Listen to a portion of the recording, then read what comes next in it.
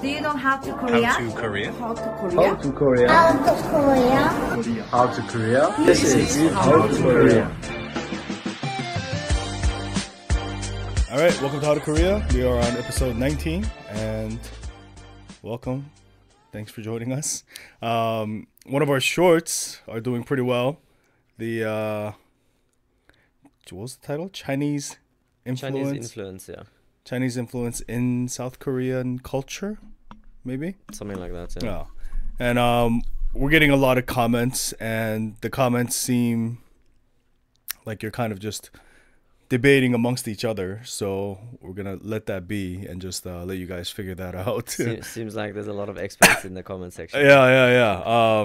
We don't know where you're getting your expertise from, but we trust you that you have done your research. So we will take your word at face value and go from there. But that's the thing, like you said in the video itself, you explained that it is controversial, and clearly it is controversial. Yeah. And obviously it's not only China and Korea, but it's Japan and Korea and China and Vietnam, and China and everything. Yeah, somebody left a comment about Vietnam, and they were like, it's the same as Vietnam too, and I'm just like, oh, I didn't know that. But you can't really, I mean, that's what history is. It's just countries conquering countries and just cultures being absorbed. And like, I understand kind of both sides of the perspective, right? It's like one side you've got like the whole Korean pride, where it's just like, no, we're our own country. Like our country started with the mountain god and the bear that turned into a woman, right? What was his name again? The mountain god? Yeah.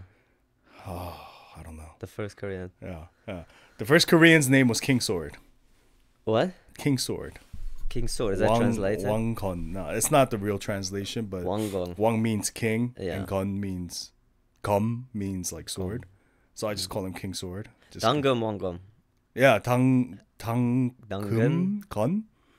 Dang. It's like a general King Sword or something like that. Like that's what it translated to roughly. Yeah. Right. And apparently that's not the name. That was just like a title. So it means like holy priest, but like the ruler. Like Wanggun means like the ruler. Okay. And Tangun or Tangum, whatever that word is, means like carrot. That's Tangun. No, it means like ruler. Okay. So it like the title roughly translates to like the holy ruler or something like that, right? And I don't really know what the name was, but that's what we got. Well, that's what I found online as well when I searched the first Korean. Oh. The name popped up, Dangun Wongon. Yeah. And it's like the first Korean. Yeah.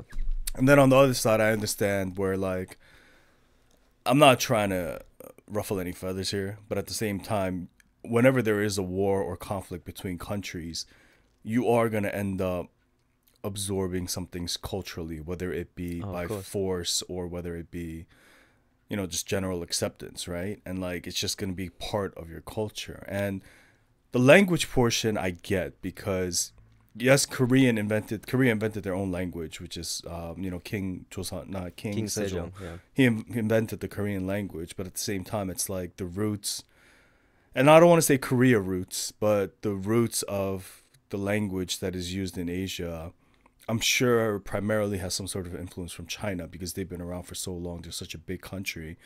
And then you've had so many shifts in territory throughout the years, right? Yeah. So it kind of just, they all kind of mix together. And like it's interesting because in New York or like America, it's different, right? You have the same mixing of cultures, but it's more open border mixing, as opposed to this is kind of like forceful, right? And I think that's where the opinions start going into like very different opposite ends of the spectrum. Like if I had a magic wand and I say, okay, let's make China disappear off the maps, right? Out of history. How different would Korean be? You know what I mean? It wouldn't just be Korea though, right? Like you've got that whole Silk Road. But just specifically Korea, how different will the language be? Yeah. If you take China completely out of the picture. Yeah. How different will that Korean language be? Will it be the same? I doubt. No. Yeah, who knows? They might be speaking English, bro. Like maybe or Russian or Japanese or something else, right? Yeah. Or maybe like somebody from Europe discovered Korea and it's like the new America. Like who knows? I mean, geographically, Korea is in a very good place. right? Like it's surrounded by the ocean. I mean, defensive wise, no. Yeah. Like war, military wise, probably not, because it can be attacked from all sides. Especially with the division of North and South Korea, you got North like land attacking, and then you're surrounded by the sea, and you could get Navy attacks all over the border. Yeah. But in terms of like trade, in terms of it being like a hub for... But also with the trade, that's also not a good thing, because 95% of Korea's energy resources come from imports. Right, because they don't have any like oil or anything. Exactly. So if something happens to the shipping lines, so let's say from Saudi Arabia or whatever, the Western, those countries, Middle Eastern countries, if something happens to those shipping lines, Korea's basically fucked. Well, at the same time, I think it's also along the line, like Brazil right now, along their oceans, they're drilling for oil. Yeah. And there's a lot of oil in the oceans. There's the other one as well, Ecuador? Yeah, probably, like the South American countries. Yeah. But I think Korea just hasn't been able to really tap into that. Well, I saw an article yesterday or the day before that on the east coast, it was the east coast of Korea, that they found huge giant oil fields. Right, but like who's going to make those oil rigs? Who's going to develop this technology? Well, Korea said that they're going to do it. And that'll change a lot. Everything. Yeah. It'll change everything. And they said it's like a huge oil field that they found, and I think they said they want to start drilling 2026 or something. That's next year, 2 years from now. 2 years from now. Yeah. And that's, so yeah, that'll change a lot. That changes everything. Like it'll become the new Saudi Arabia. I don't know if it's that big. Because they say something like, I don't know, something stupid like 16 billion barrels. I don't know what that means. Right. You know, it doesn't sound like a lot in retrospect, but I don't know. But yeah, it does help Korea, but gives them a bit more power. And I think don't that's have what to rely so much on export or imports of natural oil. And I think that's what they have to really kind of start depending on, is like using the natural resources around them to their benefit. But that's where we can go into the history again, because a lot of what happened in Korea is what's also wrong with Korea now. Well, you have to also just on that point, while we're talking about history in the East, isn't Japan to the east of Korea? Yeah. So isn't that like going to be a whole... Probably. Something will probably happen from that. It's either going to be Japan or Because, I mean, they're still fighting over a silly island, Dokdo. Yeah. Well, I call it silly because what's the use of that island? I think there's like 2 people living there. Is there any natural resources on the island? No, it's a matter of like cultural pride. Yeah, that's the thing, right? Yeah. So they're fighting over a silly island in the middle of the ocean, which is just national pride. Now imagine if that oil field, if it gets bigger and reaches out into further territories, into closer to Japan, then what? Yeah. Because now we're buddy with Japan, you know, quotations, but... Yeah. Speaking of, there's a whole controversy with like the current president of Korea, like allowing Japan to release that wastewater, that nuclear wastewater, and like that's a whole like the whole thing right now is like the Korean president is a Japan sympathizer, and like that's a whole nother. And issue. that has also happened throughout the history. Many of these Japanese guys, even Park Chung-hee, he was labeled as a Japanese sympathizer as well. It's either one or the other. You hate him or you love him. But yeah, we'll get into that. Oh. All right. So on the last episode, we ended. I'm gonna look at this, and then you could kind of work off.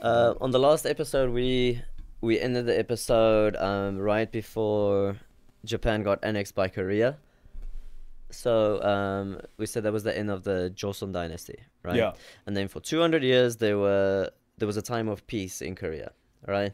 And for 200 years, also, Korea didn't do any trade or any outside development from other countries, right? So Korea was basically a hermit kingdom. And then towards the end of the 1800s, there were a lot of, they call it like skirmishes. Yeah. Skirmishes from like pirates. There were a lot of pirates. A lot of the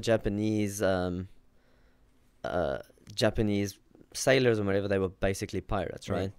So there's a lot of pressure from outside countries, Japan, China, even America. They came to Korea and like pressurized them into opening their borders and start doing trade with them, because countries like Japan, they were getting industrialized. Right, so they're becoming industrialized. Everyone around them were becoming industrialized. Like even North Korea was doing. No, sorry, that was still one Korea, right? Yeah, but even north towards Russia and Manchuria and all those places, everyone around Korea was industrializing and developing, while Korea was like stuck in the old traditional Confucius ways, Right. basically.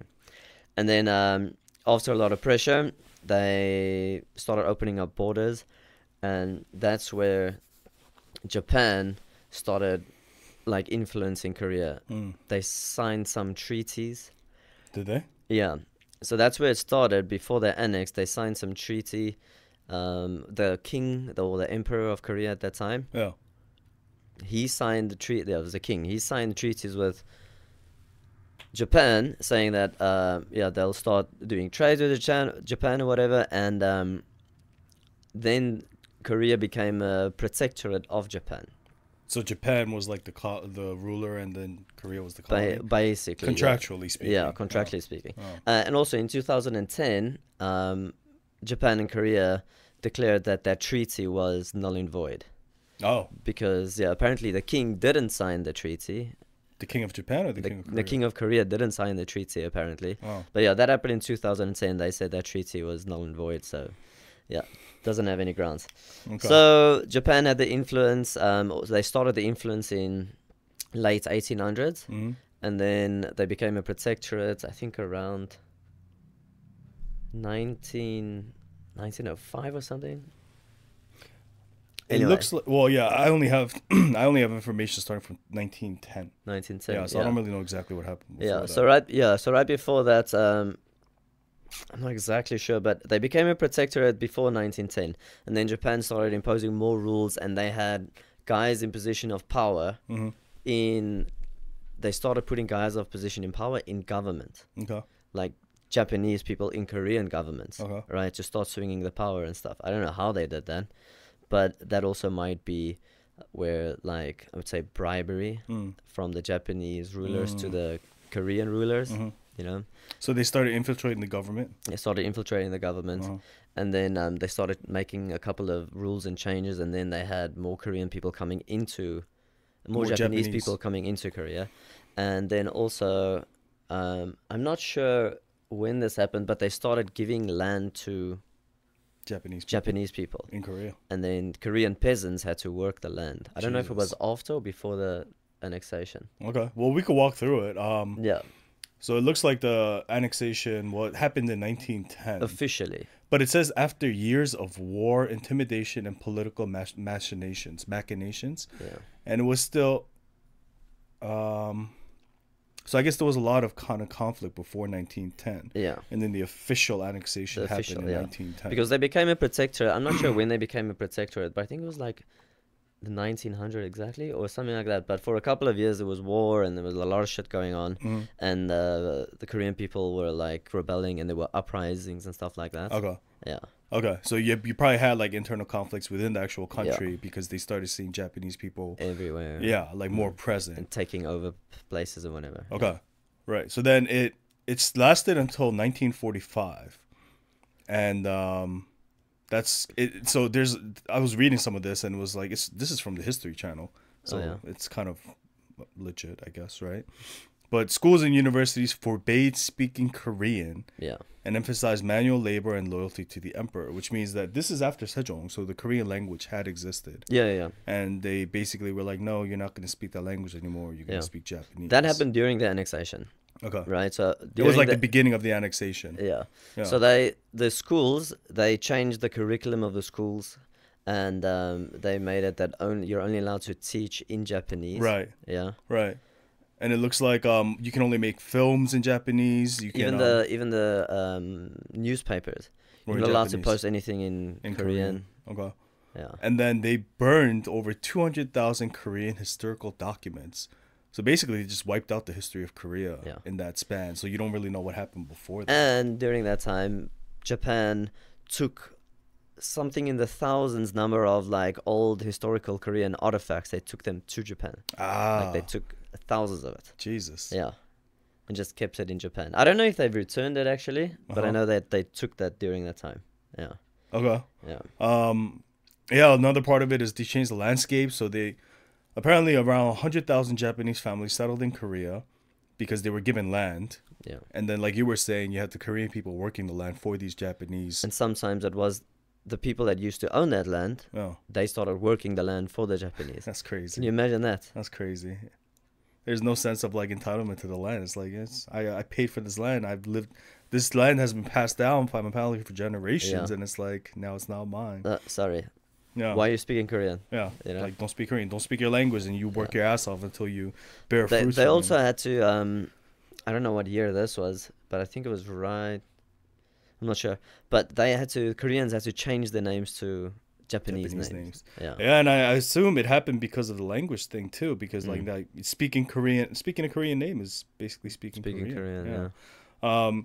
This is interesting. So it says that they chopped down trees by the millions and planted non-native species, transforming a familiar landscape into something many Koreans didn't recognize. So they changed the whole landscape. They like I'm guessing probably like pine trees or like What is the origin of the cherry blossoms? I don't know. Where does that come I from? don't know.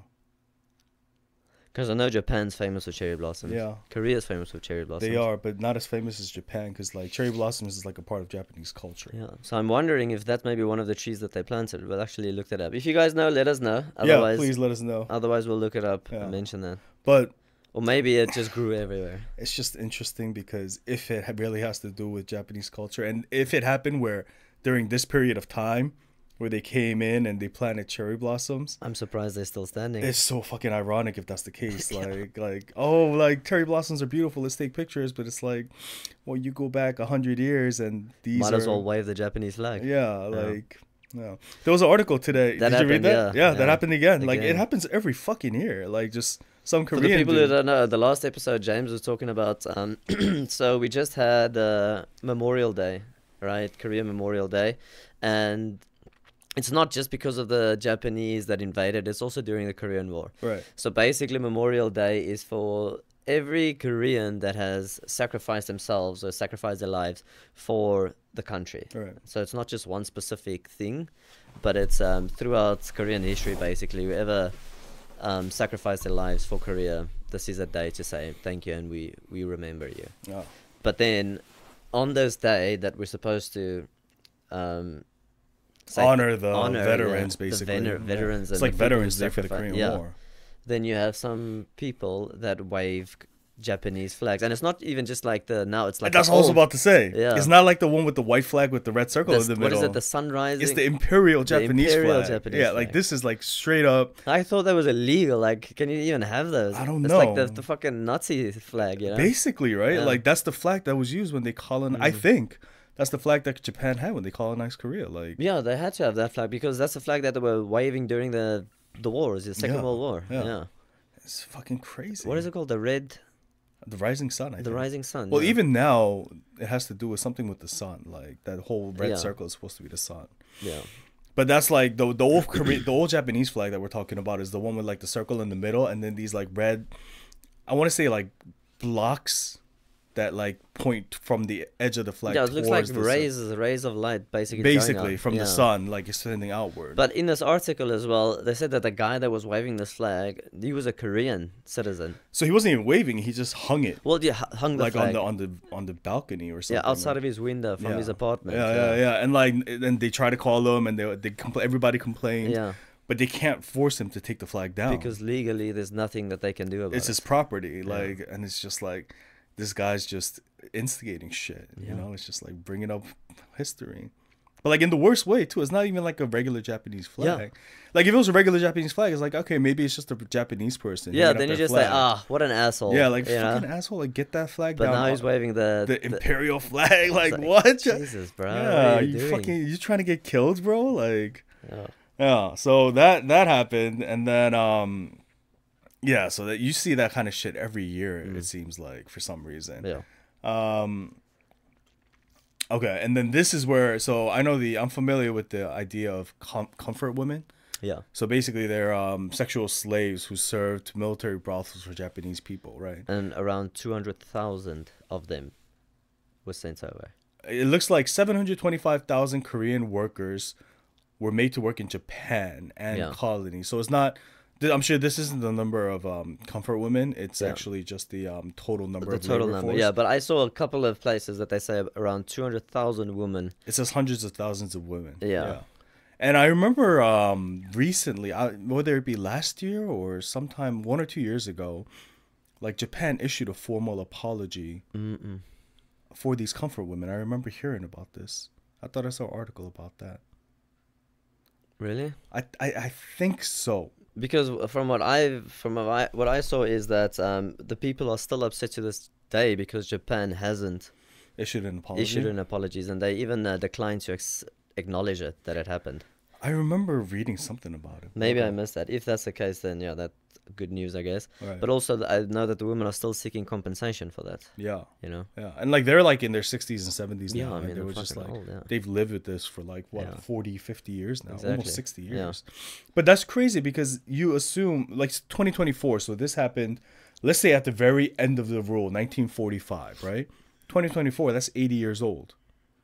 And if these women are still alive now, that means that they were young, Very young. very, very, very young, like children, because 1945 to if you were with 0 years old, if you were just born in 1945 and you're still alive now, that means you're 80 years old. But I wonder if some of those women, like, didn't get pregnant from whatever that. I'm sure a lot of them got pregnant, but maybe it's the children that are like, listen. Maybe, but I don't know. Like I've seen videos, I've seen clips of like these women and they're like devastated, right? Yeah. And they're like, we And very have old to as do well. this. Yeah, and they're very, very old. Yeah. So they were either, I don't know if it's the ancestors, maybe. But I mean, yeah. So these comfort women were basically sex slaves to the soldiers. Yeah, Yeah. for the Japanese soldiers. For the Japanese and soldiers. they did it during the war. Apparently, it was near the World War II. Or was it towards the end? And as World War II was looming, Japan forced hundreds of thousands of Korean women into life as comfort women. So when was World War II? 1939. 1939? Yeah. Is that what? To 1945. Okay. So it was basically, yeah, around 1945. And that's why this colonial period ends at 1945. then. Yeah. Because at the end, the war ended and that's Yeah. when Japan had to leave Korea. So, yeah, a lot of terrible shit happened when during the colonial period where Japanese took over. Like we mentioned, they weren't allowed to speak Korean. They had sex slaves. They had people taking over the farms. And so while we were talking about the culture, so one of the most powerful, I'm going to read verbatim for what I say here. One of the most powerful symbols of Korean sovereignty and independence was its royal palace, Gyeongbukgung, which is still it's a big tourist attraction now in South Korea. I think it's in Seoul or something, right? Which was built in Seoul in 1395 by the Joseon dynasty. Soon after assuming power, the Japanese colonial government tore down over a third of the historical buildings, And they erected. and the remaining structures were turned into tourist attractions for Japanese visitors. So like this it's basically like the Blue House now. No, but also that place, I don't know, maybe it's not the same place, but one of these old palaces, they built one of their, Like Japanese buildings like over there. a government building. Oh my God. And this building's so nice and beautiful because the way there's a mountain in the back and then you have this beautiful palace, right? But what they did was they built the huge Japanese building right in front, so it ruins the whole aesthetic view of everything. Is it still there? No, so what happened was, I think in 2018 or something, Korea tore down the building, the Japanese building. They tore down the whole building. Now they're restoring. I don't know if they finished with it actually, but they were busy restoring it to make it look like it was back then. Yeah. Oh, that's crazy. Yeah, they attempted to preserve treasures of Korean art history and culture, but then used them to uphold Imperial Japan's image of itself as a civilizing and modern force. Another thing what they did was Koreans were forced to go to these Japanese, it's like churches or places of worship called Shinju or I don't know the place, but I'm reading that portion now, and it says Shinto. Shinto. Yeah, Shinto shrines. Yes. And basically, they forced South Koreans to worship the gods of Imperial Japan, including dead emperors and the spirits of war heroes who helped them conquer Korea earlier in the century. So basically, they forced them to worship the people who conquered them by building shrines, Shinto shrines. This is crazy, bro.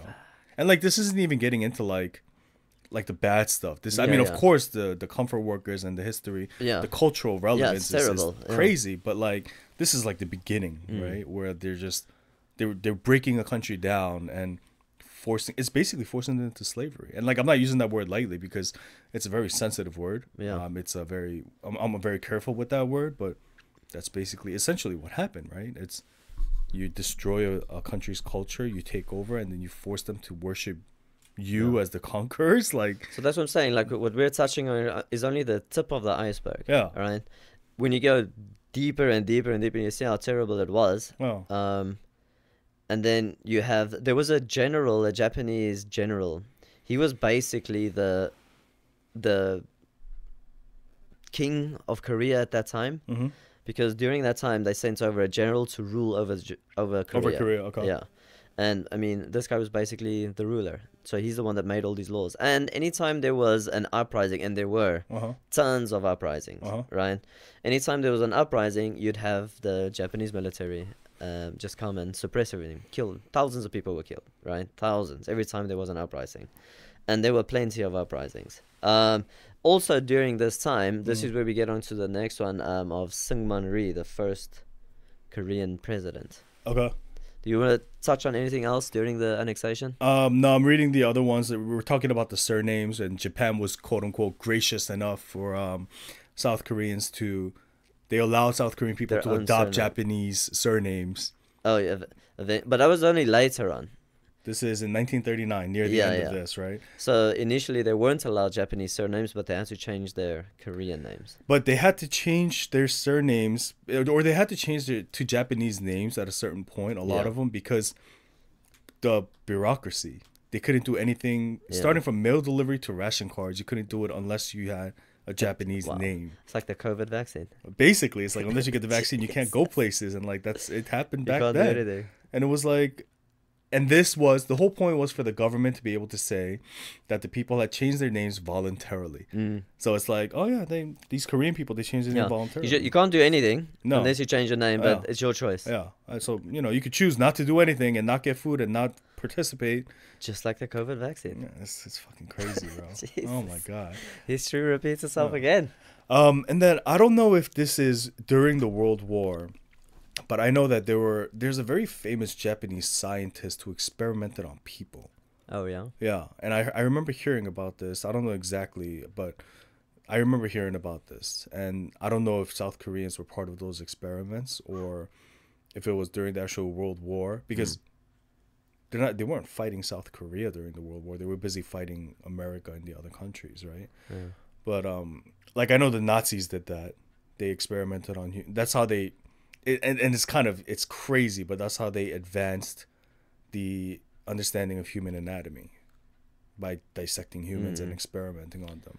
Yeah, but I wouldn't be surprised, because I mean, during that era, the Japanese, the imperialists, they were out of their minds, dude. They were fighting. There was a war against China. No. Then they moved up to Manchuria. They fought in Manchuria. No. Then they had the Russo-Japanese War. Oh yeah, I heard about that. So they were just fighting everyone during that time, and Korea was just stuck right in the middle. So they didn't have a choice. You know what I mean? And I'm not trying to say anything about Japan currently, but maybe at that time it was some sort of like inferiority complex, because it's like we're living in a bunch of islands in the middle of fucking nowhere, and we need to establish. But also that they didn't have a lot of natural resources. No, and they need to just expand. Yeah. And back then it was just that's what people did. Like they just went to war trying to conquer territory. Like I mean, even now that's what they're doing now, but it's a bit more.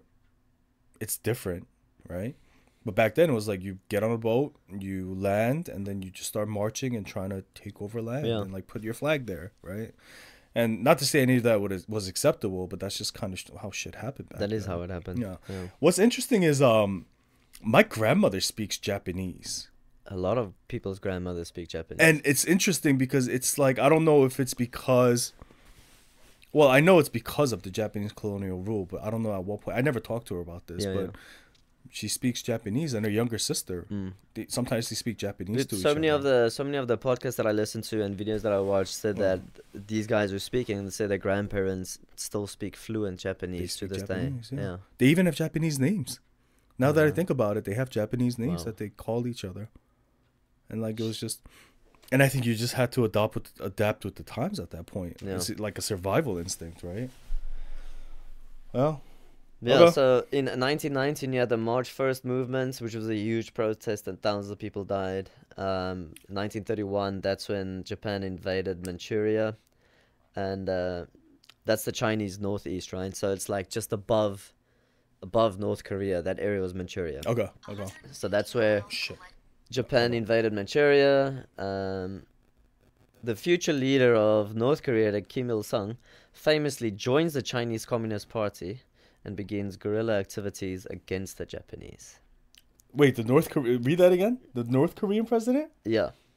So during that time, right, during that war in Manchuria Yeah. in 1931, Kim Il-sung joins. The leader of North Korea, Kim Il-sung, famously joins the Chinese Communist Party and begins guerrilla activities against Japanese. Okay. So at that point, Kim Il Sung was a kind of a very Communist. proud Korean. Oh yeah. He's big. like, yo, fuck Japan. Like, Huge. But he's not the only one. That's what I'm saying. At the same time, Syngman Rhee, the president, the first president of Korea, yeah, all right? He was born during that time as well, Yeah. but he grew up in America. okay, So he studied in America and got a couple of different degrees in America and whatever. But even during that time, like he was trying for America to get America to help Korea and get rid of the Japanese, okay, right? But Korea didn't want Japan. America didn't want anything to do with it, right? right. So he was trying, and then also at the same when was that? I'm not sure what year this was. Doesn't say here, but there was a committee set up in China, Mm-hmm. right? Like some government committee set up in China, a Korean government Mm-hmm. outside of Korea Mm-hmm. in China, Like an embassy almost. like a parliament type of government. It's Okay. what was the name on that? Shit. There's a name that they had for it, right? Mhm. But it was basically a new government that they formed, so that they wanted, because they want to get Korea back, right? They want to take back Korea somehow. Okay. So they set up this government in China, so that they can rule from outside of Korea, and then somehow make a plan to topple Japan or whatever. Okay. Yeah. I don't know anything about that. Yeah, I heard about it briefly, but I forgot the name of it. Okay. But yeah, and apparently Syngman Rhee was I think he was part of that. Okay. He was part of that government in China to help take over Korea, right? So Kim Il Sung went more the military route, and evident by the way he's running his country now.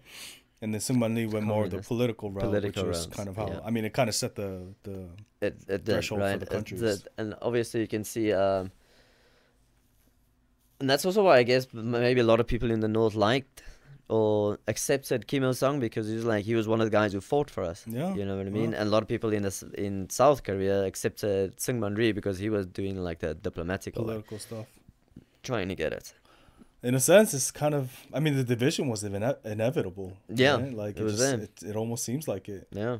And at that point, like if you were living in 1931, like I think I would have went with Kim Il Sung too. I would have been like, yo, this fucker, like he went to war for us, right? Like, yeah, he's a real Korean motherfucker. I Like, think I maybe me too if I was living in that time. Yeah. You know what I mean? I mean, I don't want to fucking. I don't want this to go out and people are like, "Yo, he's a No, North Korean spy." Like that's not what I'm trying to get at. Terrible, but Yeah. I mean, if I was stuck in a country and you had Japan coming in and taking over my land, my Yeah. people, sending my mother, my sister back to your country to become a sex slave, And you're gonna fucking fight. I'm gonna like- choose the one that's gonna fight instead Yeah. of going the political route. Yeah, instead know of what I mean? like setting up an embassy, that's not even in Korea, like in Yeah. a different country. Instead of doing that, I'm gonna give me a gun. Yeah, I'll like- join your guerrilla team, Yeah, your like, guerrilla groups. Let's go fuck shit up, Let's right? go. And like, I'll die for this. Like, this is a cause that I'll die for because my fucking family and I'm like sure my a friends. lot right? a lot of them did. And it's oh my god. Yeah. Yeah, and it explains the division. I mean, it's even like now, like let's say South Korea now, we have two political parties, and one of them are like, yo, we need to fucking fight against. I don't know what's something that's happening in South Korea now. Like, well, it's happening now. Like, you got the president with the. Well, I was talking about the radioactive release from Japan, right? Yeah, yeah. And it's like one of the presidents is like, no, there's no fucking way we're gonna let Japan do that. And the other one is like, yeah, it's okay. Yeah. The water's been tested. It's fine. I'm gonna stick with the one that's gonna be like, no, though, you can't fucking release that water. Yeah. But like, I can stick with him now, but maybe 30, 40 years down the road, he becomes president and then he becomes the new Kim Il-sung of South Korea. I wouldn't know, right? Yeah. Like, I would kind of just follow him and be like, yeah, this guy's right. Yeah. And I would start following him more and more. And then eventually I would, like 40 years later, I'd open my eyes and be Yeah. like, fuck. You know, like, Then you have Joe Biden sitting there, yeah. And Yeah. it's like, well, fuck. because that's what's happening there too. Yeah. Joe Biden. And I think he's Because going a to lot get of people, reelected. a lot of people are saying that the Democratic Party has changed so much. It's not what it used to be No. 10, 20, 30 years ago. It's not. And I Yeah. think that's what's, maybe that's what's happening in America right now, Yeah. too. I mean, you can just tell, though, but like, it's the country itself has changed so much Mm. in the past, even 10 years? Yeah. Like, and I think, I'm a little hesitant to say this, but I think Trump was the catalyst for that, because you had a political figure that was so against all the things that were happening, and that created a shift in the mindset of people where the culture itself just took it upon themselves to fight this leader Yeah. who was against everything that they stood for. Well, And it, that's what they're saying with when Barack Obama was there. You had the guy that was like, the people were like, okay, maybe it's time for a black president, maybe it's time for Right. this guy, right? Right. But he was a bit too much on the left for America. Right. So then the next election is like, okay, we had that, it's fine. Now let's go for a little bit Like, far too right. right, yeah, You know? yeah. And now with Biden, it's way too left again. And But like, you think about what's happening in America now, and like, you know, the whole PC-ness of it and everything. During Barack Obama, people were just they were content with being just themselves. They weren't screaming and they weren't trying Yeah. to be heard, right? They were just like, okay, everybody's fine. I respect your thing. And like, you know, you didn't have people trying to impose their beliefs on others. Like the whole thing that's happening with like the sexes that's happening. Like, I can't say that I understand it, because for me, I guess I'm still old school, right? But at the same time, I don't not respect it, but when you start screaming it in my face, I'm gonna not respect it as much, right? course, Like, yeah. if it's my decision to be like, yo, you can call yourself whatever you want, that's fine. Yeah. But if you're gonna come up to it and be like, you can't do that to me, you have to do this, you have to do that, yeah, don't I'm tell not me gonna what listen do. to you. Yeah, Don't tell like me that's what not to how do. things work. Yeah. Right. And I think during Barack Obama's time that happened, where it was just like everybody was just kind of content with being embraced, and they were just like, yo, this is me, right? Like, if you don't like it, fine, you do what you got to do, but that's who I am. But isn't that what sort of opened the gates for them to like, oh, I can be a dog, I can do this, I can do think that became more acceptable after Trump, only because like I said, during Barack Obama's time, it's fine. Like, you do what you Yeah. got to do. I'm gonna do what I'm gonna do. This is me. This is how I identify. This is me.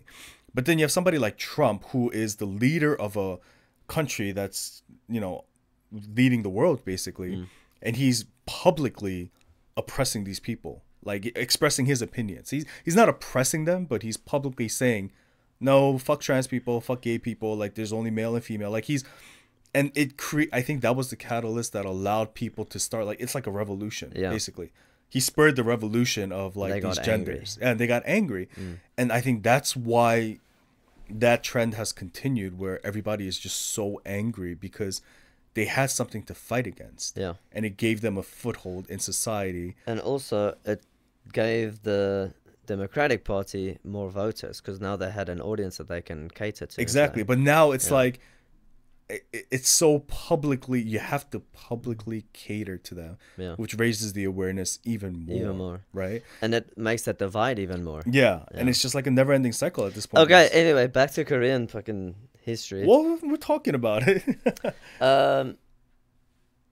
Then No, and then it goes into the World War. Like, then it's World War. Yeah. Right? Yeah. World War goes. Eventually, Japan gets bombed and they lose the war. Yeah. So obviously, they lose all the territories in the Imperial Japan. And under then that's how the Imperial Japan. division happens. Okay. I didn't know that that's when the division happened. Yeah. After the So war. after the war, Japan loses, and because North Korea Mhm. is backed by Russia. and China, right? Because And China. back then it was called the Soviet Union. It wasn't even Russia. Yeah, it was the Soviet USSR, Union, right? yeah. So they had North Korea had the backing of. That wasn't even North Korea then, right? No. But Russia came down, and then America was like, "Oh well, we can't let Russia go all the way down, or not Russia, the Soviet Union. Right. They can't have Soviet Union take over the whole of the peninsula." Right. So America's like, okay, Russia, it's fine. You guys can take the top half, and we'll take the bottom half. And is that how the Cold War started? I mean, not. I don't think this was. That's not how it started. No, But this was part of. It says part of it, definitely. they're caught in the Cold War because Oh, you have yeah. the Russia and U.S. kind of fighting at Definitely that point. part of it. Yeah. Yeah.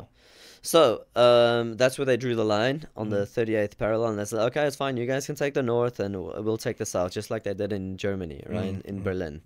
So that's what they did there, and then for a while it was the military running, like the American military running things, right? But obviously the Koreans didn't like that or whatever, so they were like, okay, we want to elect a president. So because Syngman Rhee, he was like one of the fighters, the freedom fighters for Korea, one of those type of guys, and he had like sort of close ties with the Americans back then. He can also speak the language. He speaks English. They were like, okay, we know a guy. Natural choice. Yeah. Yeah, we know a Can you guy. scroll down a little bit?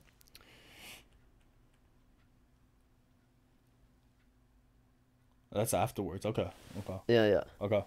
So, that's the occupation from the USSR, right? Right. They take the north, America takes the south, and then because Kim Il Sung, he was The general that led them to war, like. he was a communist, Yeah. so they were like, okay, we know a guy, you know. So then they elected Kim Il Sung as the People's Democratic Party. Yeah. That's what they call themselves. Democratic Republic of North Korea. Democratic Republic of North Korea. And then the Republic of South. It's so ironic. Yeah, very ironic. Yeah. So yeah, he became the president or the leader of North Korea, and Syngman Rhee became the leader of the South. Okay, And then the capitals are formed. You have Seoul and Pyongyang. that's right. Oh. And then obviously there were tensions between the two. Right. Hold on. Okay. So after the war, United States and the USSR captured the peninsula and World ended War the II. Japanese rule. Yeah. After World War II. Yeah, Korea was divided into two occupation zones that were intended to be temporary. yeah, However, a unified state was never given back to the newly independent Korean people.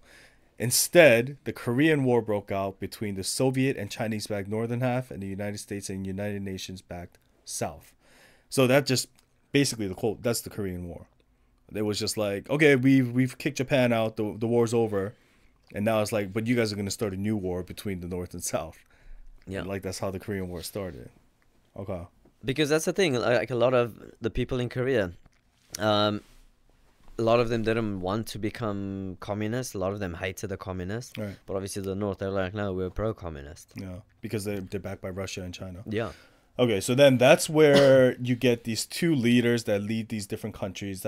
It's the first president of South Korea and the first ruler of North Korea, and that's the start of the Korean War. Yeah.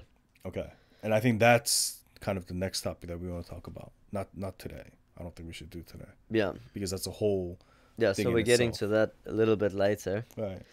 But yeah, that's basically what happens. And like I said, Syngman Rhee, he grew up in America, studied in America, so he can speak the language. So he was like the ideal choice for the Americans to put him in place, because just like America does with any other country, they choose put a who they- leader. They You put, put a their leader in the leaders there, place. right? Yeah. Because they want to pull the strings in Yeah. the back. Yeah. And like we're gonna get into in the next episode, you'll see how much corruption there was.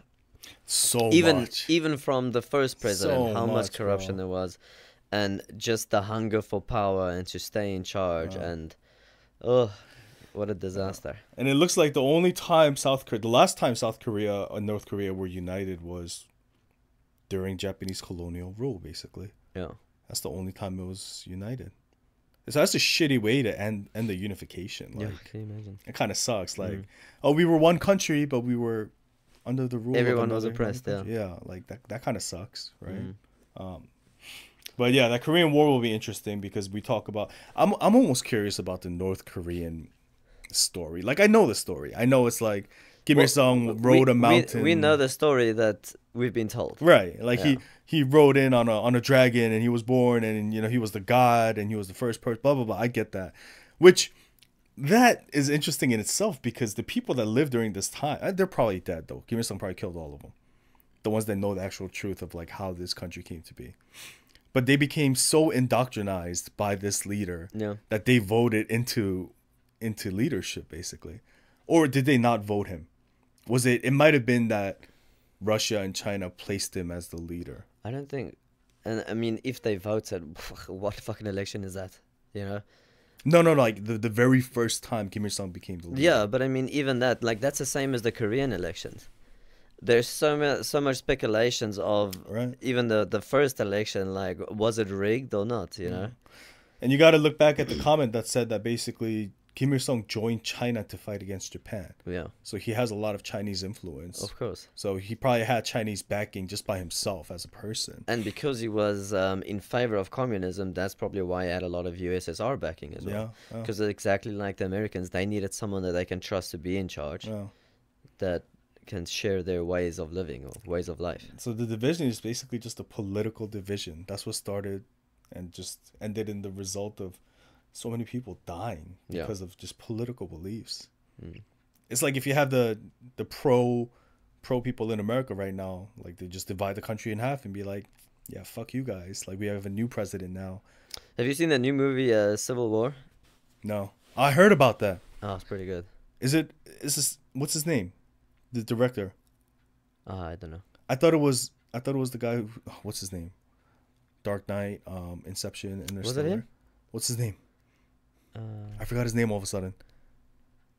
It's like the best director ever. I know, and I forgot his name. Oppenheimer as well. Yeah. What's his fucking name?